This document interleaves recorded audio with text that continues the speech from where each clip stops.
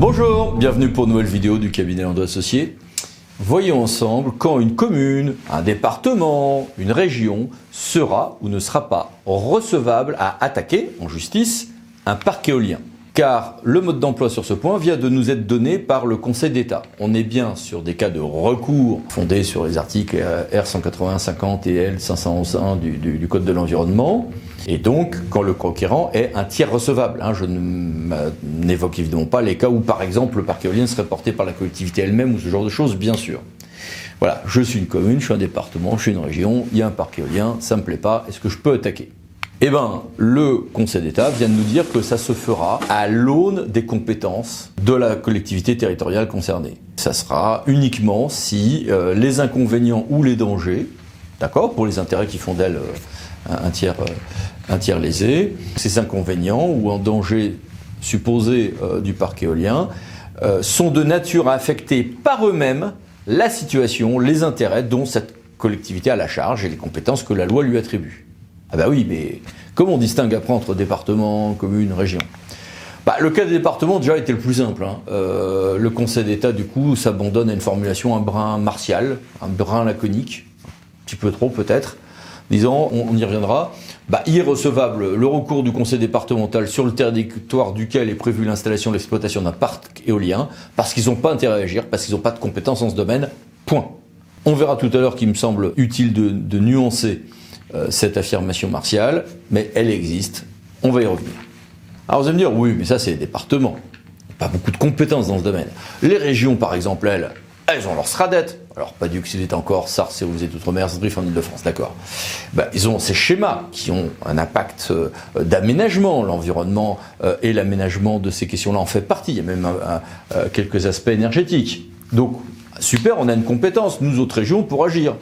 Le Conseil d'État, avec une démonstration plus détaillée et presque un tête-à-queue dans le raisonnement, nous dit non, les régions n'ont pas non plus compétence. Alors c'est amusant, je vous mets le considérant là, n'hésitez pas à mettre sur pause parce que on a des lignes et des lignes du point de la décision du Conseil d'État pour nous dire que ils ont finalement plein de compétences dans ce domaine, mais que compte tenu de tout ceci, non, ils n'ont pas de compétences.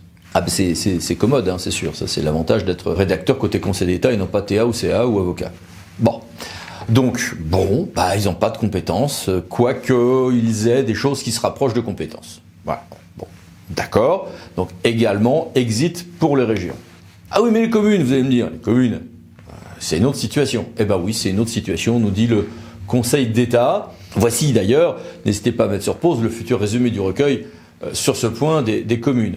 Donc on va regarder au cas par cas, au regard des compétences communales, s'il y a un impact. Et par exemple, le Conseil d'État nous dit « Suffit d'établir que la commune ou les intérêts dont elle a la charge seraient spécialement affectés par un projet de parc éolien sur le territoire d'une commune voisine, en l'espèce, sur le territoire d'une commune voisine, les circonstances que ce projet affecterait directement la qualité de son environnement auraient un impact sur l'activité touristique, nuisances paysagères, patrimoniales, en fonction de la proximité ou de la co-visibilité, de sites inscrits, zones naturelles à préserver, sites Natura 2000. Allez hop, tout ça peut faire partie de la checklist de ce qu'on va brandir côté commune si on veut s'opposer au parc éolien. Ou si vous êtes une commune très heureuse d'avoir un parc éolien, c'est peut-être ce qui va être ressorti par la commune voisine. Faut-il qu'il y ait une argumentation au cas par cas ? Voici ici quelques jurisprudences antérieures, on est vraiment dans une continuation, mais là on a une trois fois on en dit considérant de principe, un beau point de principe. Alors, quand on voit tout ça, au stade où nous sommes, on va se dire, les départements et régions, ça sera jamais le cas.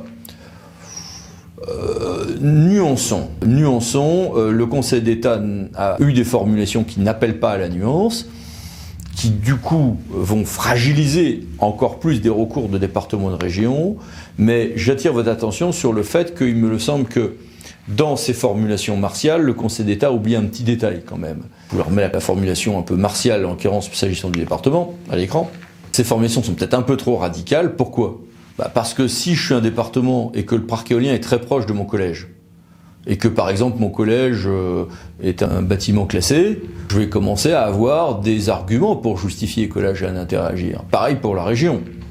Et j'agirai en tant que tiers, dans le même cadre de l'article R181-50 du Code de l'environnement. Donc, Ne fermons pas totalement la porte aux départements et aux régions, simplement ça ne sera pas au titre de leurs compétences, mais de certains de leurs ouvrages, certains de leurs équipements, à regarder là aussi au cas par cas, mais avec beaucoup de prudence, évidemment, ça va de soi.